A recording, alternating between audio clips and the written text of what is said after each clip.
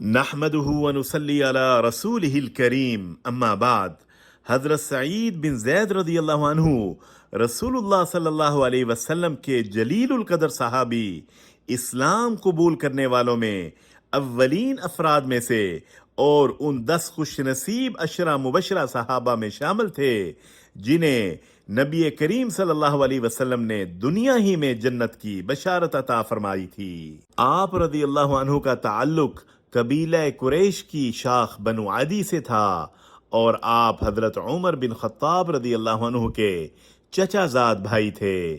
آپ کے والد زید بن عمرو بن نفیل زمانہ جاہلیت میں بھی شرک سے بیزار تھے اور صرف ایک اللہ کی عبادت کیا کرتے تھے۔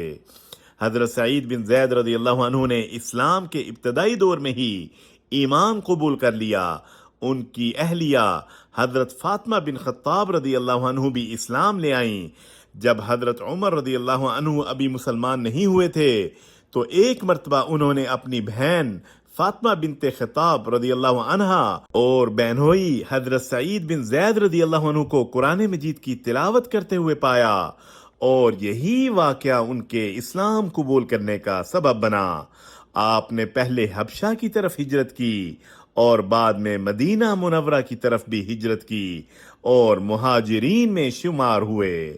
حضرت سعید بن زید رضی اللہ عنہ نے رسول اللہ صلی اللہ علیہ وسلم کے ساتھ تقریباً تمام اہم غزوات میں شرکت فرمائی۔ غزوہ بدر کے موقع پر رسول اللہ صلی اللہ علیہ وسلم نے انہیں ایک اہم ذمہ داری کے لیے بھیجا تھا، اس لیے وہ میدان بدر میں موجود نہ تھے، لیکن آپ علیہ السلام نے انہیں بدر کے مجاہدین کے برابر مال غنیمت عطا فرمایا اور اجر و ثواب کی خوشخبری سنائی۔ حضرت سعید بن زید رضی اللہ عنہ سے رسول اللہ صلی اللہ علیہ وسلم کی متعدد احادیث مروی ہیں جنہیں بعد کے محدثین نے اپنی کتابوں میں نقل فرمایا۔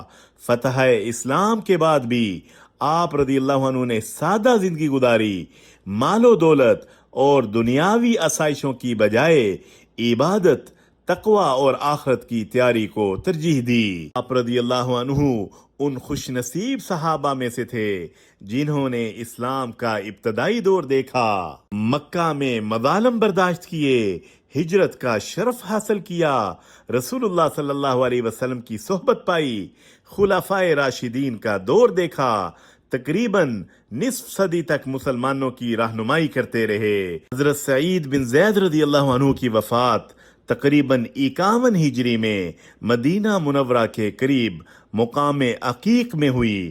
اس وقت آپ کی عمر تقریباً 70 برس سے زائد تھی۔ آپ کو جنت البقیع میں سپرد خاک کیا گیا۔